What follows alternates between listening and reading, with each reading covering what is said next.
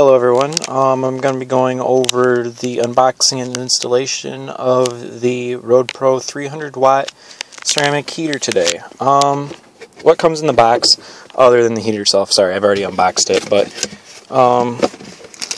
comes with this package right here with mounting options. These are some 3M pad. They got sticky on both sides so that you can mount the swivel attachment to any surface in your vehicle. It also comes with 2 screws that you can use to drill through the mounting plate as well if you so wish to. Say you're in a tractor or a truck and you don't care about drilling holes in your vehicle, go right ahead. With my vehicle, however, I bought this heater mainly because I'm going to school up at Michigan Tech, and the winters up here are pretty horrid, and I need something to defrost my windshield and heat up my vehicle in the wintertime.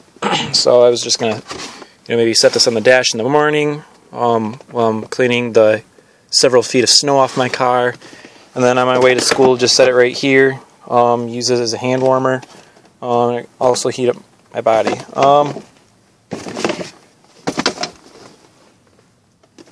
This heater cannot be plugged into your cigarette lighter or your 12-volt outlet in your car because those only have a 10-amp fuse on them, and this heater draws 15 amps. So you're going to have to wire this straight to the battery of your car or find some other source in your vehicle if you have one that has something bigger than a 10-amp fuse on it. So in my case, I have the wires from the heater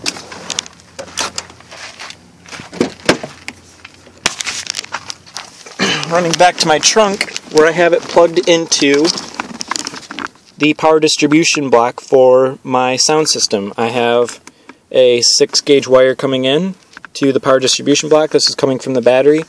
This is going to my sub amp. This is going to my speaker amp. And then this right here is the positive wire going to my heater. It originally, where'd it go? There it is. It originally had this attached to it, which obviously a ring terminal is not going to fit inside of there. So I snipped it off, I stripped the wire, I doubled it over on itself so that there's more wire I could get into the 8-gauge hole, and then I used the set screw to tighten it down. So that's going back in there, and then for the common minus, which would be the negative wire from the heater, I have running into my trunk as well, and that's going to the ground block. I'll show you what I'm talking about. Well, not the ground block, but the ground terminal in my trunk.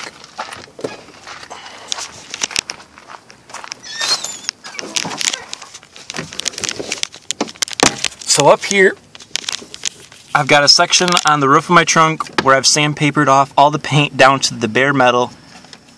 I have the ground wire for my sub amp, the ground wire for my speaker amp, and then here is the common minus wire for the heater that we are installing.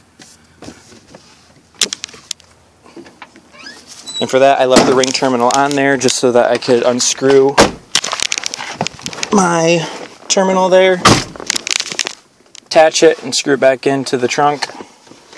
Okay, with actually using the heater, you don't want to run this continuously while your vehicle's turned off because it will drain your battery pretty quickly.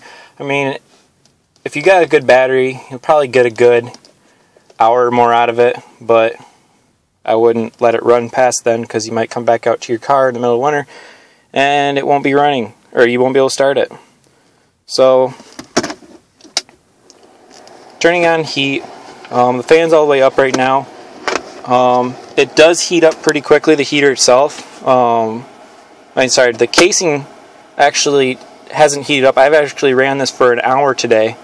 Half an hour. On my way to school, and then I sat in the parking lot for a little while. And the actual casing of it did not get all that hot, but right here in front of the heater, I've already got quite a bit of heat coming out. It will get quite a bit hotter, but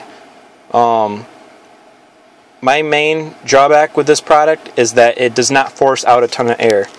The fan, again, the fan speed's all the way up right now, and you've got to control between high and low. Not that it makes all that much difference, but on high speed right now, and my hand comes out to here, and that's about the rate, or about the length of the air that fan's pushing out right now. Again, it does produce a lot of heat, but it's not forcing it out all that quickly. So, I mean, I guess you get what you pay for. It was only $33 on Amazon.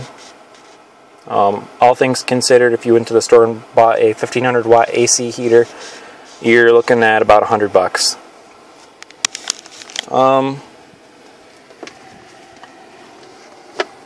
So you've got your heat, and you've got just the fan to cool it down with afterwards. There's still quite a bit of radiant heat coming out of this after we've turned it to fan. Other than that, we have two 20 amp fuses, which if one of them blows, the heater will keep on running.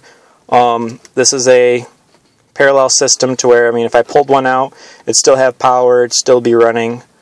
It's now doubling up to 40 amps. Other than that, yeah, it's pretty lightweight,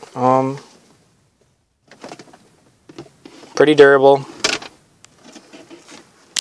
Again, I'm kind of disappointed with the air output of this thing. I feel that they could have done a little bit better job designing this to where, you know, maybe they could have put a tube in there with a fan inside the tube to funnel the air directly into the fan, not had all the extra space around it, or extra space around it on the inside, that is. But like I said, you get what you pay for. I'm not using this, it's just sitting down here on the floor in the passenger side. And then when summertime comes back around, I'll probably store it in my trunk, unhook it and store it in my trunk. Other than that, yeah. That's it. Feel free to subscribe. Thanks for watching.